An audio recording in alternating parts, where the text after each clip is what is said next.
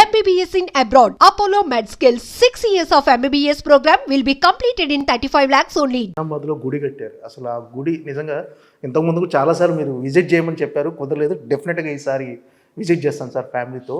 చాలా అద్భుతంగా చూసిన వాళ్ళు చెప్పారు, చాలా అద్భుతంగా గుడి కట్టారు అని. ఆ గుడిలో బ్రహ్మోత్సవాలు చేయడం కానీ, ఆ పాజిటివ్ వైబ్రేషన్, అంటే ఎప్పుడు ఆ పాజిటివ్ వైబ్రేషన్ మీకు అలా కొనసాగుతూ ఉంటుంది. సో అది మీకు ఎప్పుడు అంటే ఫ్యామిలీ అంతా ఒక డివోషనల్ మూమెంట్లో ఉండటం అనేది ఎప్పుడు అక్కడికి వెళ్ళిన తర్వాత నాకు తెలిసి మిగతా అన్నీ మర్చిపోతున్నారు. ఈ సెల్ ఫోన్లు ఉండడం వల్ల కొంచెం అప్పుడప్పుడు తప్పదు, కానీ మోస్ట్లీ టెంపుల్ దగ్గర బ్రహ్మోత్సవాల్లో ఉంటే అదొక ఫీలే వేరు. అన్నీ మర్చిపోయి స్వామివారి స్మరణ చేస్తూ అక్కడ టైం స్పెండ్ చేయడం అనేది అది మా పూర్వజన్మ సుకృతం అంతే. దిల్ రాజు గారు అంటే ఎప్పుడు నవ్వుతూ స్మైల్గా ఉంటాడు, స్మైలింగ్ ఫేస్. అంటే లోపల అగ్నిపర్వతాలు బద్దలవుతున్నా, ఎలాంటి ప్రెషర్స్ ఉన్నా, పైకి మాత్రం రేలంగి మావయ్యలా హ్యాపీగా బాగున్నారా అని అనుకుంటా. అంటే మీరు ఉన్నది ఉన్నట్టుగా ముక్కుసూటిగా మాట్లాడతారు, కానీ స్మైలింగ్గా లోపల అగ్నిపర్వతాలు బద్దలవుతున్నా ఎవరికి తెలియనివ్వరు. ఏంటి సార్ ఆ ఎమోషన్ ఎలా కంట్రోల్ చేసుకుంటారు అసలు? మామూలుగా ఒకేసారి మీ మైండ్లో రకరకాలే రన్ అవుతుంటాయి. సో ఒకటే అంటే మ్యాక్సిమం పీస్ ఆఫ్ మైండ్తో ఉండటానికి ట్రై చేస్తాను. అంటే నేను హ్యూమనే కాబట్టి ఎమోషన్స్ ఉంటాయి, అన్నీ ఉంటాయి, కానీ పీస్ ఆఫ్ మైండ్తో ఉండటానికి ట్రై చేస్తూ దానికి ఒక ప్రాబ్లం వస్తే ఈ ప్రాబ్లంకి సొల్యూషన్ ఏంటి అంటే నా ఫిలాసఫీ ఏంటంటే ప్రతి ప్రాబ్లంకి ఒక సొల్యూషన్ ఉంటుంది. సొల్యూషన్ లేని ప్రాబ్లం ఉండదు ప్రపంచంలో. మనిషి డెత్ తప్పితే ఇంకా వేరేది ఏది ప్రాబ్లం కాదు నా లెక్కన. ఓకే, డెత్ కూడా ఏంది మన చేతిలో ఉండదు, అది ఎలా రాసి పెట్టి ఉంటుంది. మనం పోయిన తర్వాత మన గురించి ఏడ్చే వాళ్ళు ఉంటారు, కానీ అదేంటో మనకు తెలియదు. సో దాని గురించే ఉన్నప్పుడు ఇంకా పెద్దదాన్ని దేన్ని అంత తీసుకోకూడదు అనేది నా ఫిలాసఫీ. అంటే చాలా ముక్కుసూటిగా మాట్లాడతారు సార్, లోపల ఏమి ఉంచేసుకోరు. ఆ ఎమోషన్ కూడా వెంటనే బయట పెట్టేస్తారు. దానివల్ల ఇబ్బందులు ఫేస్ చేసే సందర్భాలు ఏం లేవు సార్? అంటే ఎందుకు ఇలా నేను మార్చుకోవాలా అని ఎప్పుడైనా అనిపించింది? అంటే ఇప్పుడు ప్రతి ఒక్క మనిషిలో ఒక బిహేవియర్ ఉంటుంది, ఒక style of living life style ఉంటుంది. నాదేంటంటే నేను 90% స్ట్రేట్ ఫార్వర్డ్గా మాట్లాడడానికి ఇష్టపడతాను. సో 10%లో ఇప్పుడు మనం పర్సన్తో మాట్లాడుతున్నప్పుడు ఇబ్బంది ఉంది, ప్రాబ్లంకు నాకు సొల్యూషన్ కనిపిస్తలేదు అన్నప్పుడు సైలెంట్గా ఉంటాను. సైలెంట్గా ఉండి టైం కోసం వెయిట్ చేస్తాను, అప్పుడు చెప్పడం జరుగుతుంది. అంటే ఇప్పుడు నా చుట్టుపక్కల ఎవరైతే క్లోజ్గా ఉంటారో వీళ్ళందరితో నాది ఒకలాగా ఉంటుంది. సో నాది ఏది ఇలా ఇప్పుడు బయటకు చెప్పాల్సింది ఏదైతే ముక్కుసూటిగా ఉంటుందో వీళ్ళందరి దగ్గర అలా ఉండదు. ఎందుకు? వాళ్ళందరూ నాకు క్లోజ్, నా వల్ల ఇప్పుడు వాళ్ళు హర్ట్ అవుతారు. సో నేను సైలెంట్గా ఉండడం వల్ల కూడా వాళ్ళు హర్ట్ అవుతారు. అంటే మీరు సైలెంట్గా ఉన్న అర్థమైపోద్ది వాళ్ళకి, అర్థమైపోద్ది. సో అట్లా అంటే సాధ్యమైనంత మట్టుకు స్ట్రేట్ ఫార్వర్డ్గా అనిపించింది చెప్పేస్తే అయిపోద్ది కదా. దానివల్ల ఎదుటోళ్ళు టెంపరీగా బాధపడవచ్చు, బట్ లాంగ్ రన్లో మేబీ అర్థమవుద్ది. ఇక అర్థం చేసుకోండి వాళ్ళతో ఏముంటుంది, మనకి ఇంకా రిలేషన్ ఉండదు. సో రిలేషన్ లేనప్పుడు మనం అర్థం చేసుకున్నప్పుడు ఇంకా రిలేషన్ అవసరం లేదనేది నా ఫార్ములా. ఓకే, అంటే దిల్ రాజు గారు పీక్స్ అంటే సక్సెస్లో పీక్స్ చూశారు, ఆ ఎమోషన్ వేరు, ఫెయిల్యూర్ కూడా చూశారు. అంటే ఇప్పుడు present me status of mind ఎలా ఉంది? అంటే ఇప్పుడు ఈ సినిమా రిలీజ్ ఉంది అంటే ఎన్నో సక్సెస్ చూశారు, ఫెయిల్యూర్ చూశారు, అన్ని రకాల మనుషుల్ని చూశారు.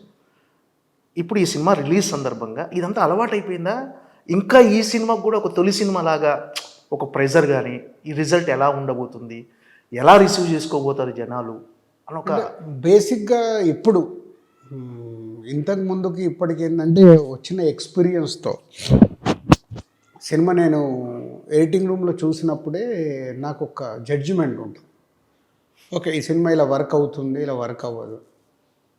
సో ఇప్పుడు తమ్ముడు విషయంలో నాకు జడ్జిమెంట్ ఉంది, ఈ సినిమా థియేటర్ డైరెక్టర్ ఏదైతే అనుకున్నాడో ఆ ఎక్స్పీరియన్స్ ఇవ్వబోతుంది. సో ఆ ఎక్స్పీరియన్స్తో ఆడియన్స్ బయటకు వచ్చినప్పుడు ట్రైలర్తో ఎలా అయితే ఫీల్ అయ్యారో, వావ్ నితిన్తో ఇలాంటి సినిమా చేశారు.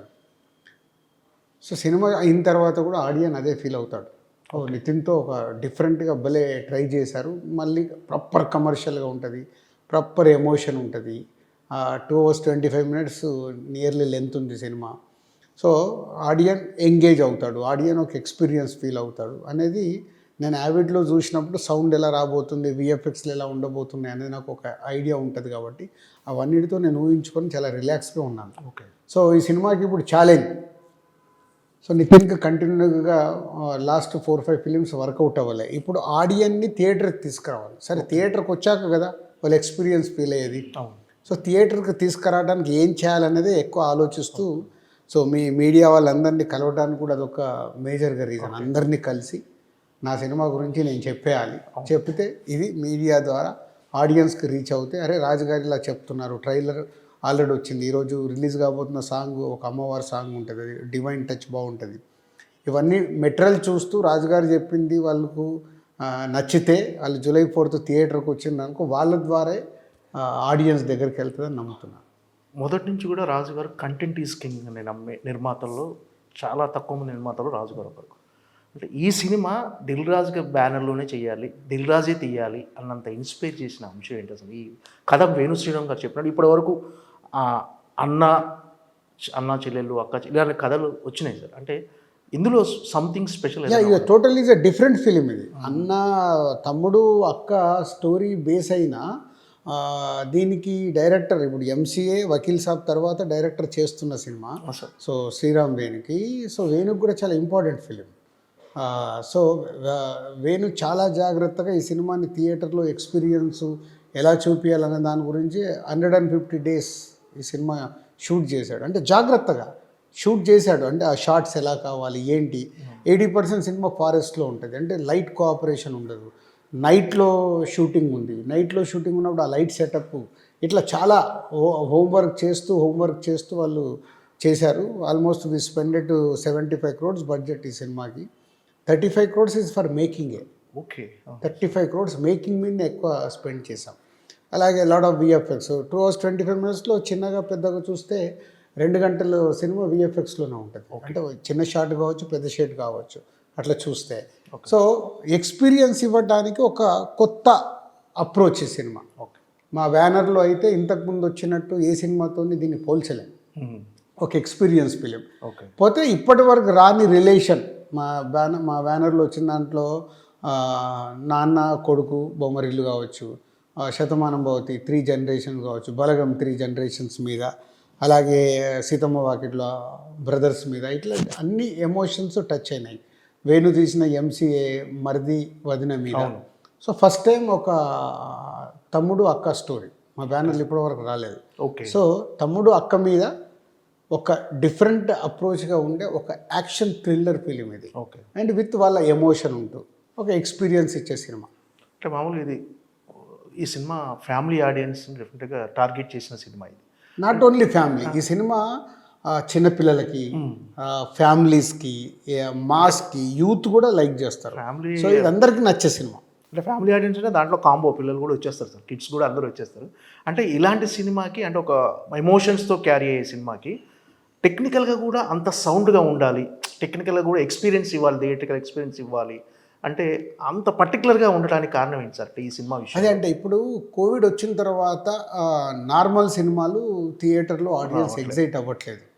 సో వేణు నాకు చెప్పినప్పుడు కూడా సార్ ఈ సినిమాని ఇలా తీద్దాం అనుకుంటున్నాను, ఇలా చేసినప్పుడే మనం ఆ ఎక్స్పీరియన్స్ ఇవ్వగలుగుతామని. అంటే ఎగ్జాంపుల్ నాకు ఖైదీ తమిళ్ కార్తీ సినిమా, అలాగే విరూపాక్ష సాయిధరం తేజ్తో చేసినాయి, అవి 2 థియేటర్లో వాళ్ళు తీసుకున్న థీమ్లో నుంచి ఒక ఎక్స్పీరియన్స్ ఇచ్చారు. సో ఎగ్జాంపుల్ అలా తమ్ముడు అలా ఒక ఎక్స్పీరియన్స్ త్రూఅవుట్ టెంపోలో ఉంటూ ఒక ఎక్స్పీరియన్స్ ఇస్తుంది. సో దీనికి కావాల్సిన టెక్నికల్ వాల్యూస్ అన్నీ చేస్తూ ఆ విఎఫ్ఎక్స్లు కానీ సౌండ్ కానీ అన్ని జాగ్రత్తలు తీసుకుంటాం.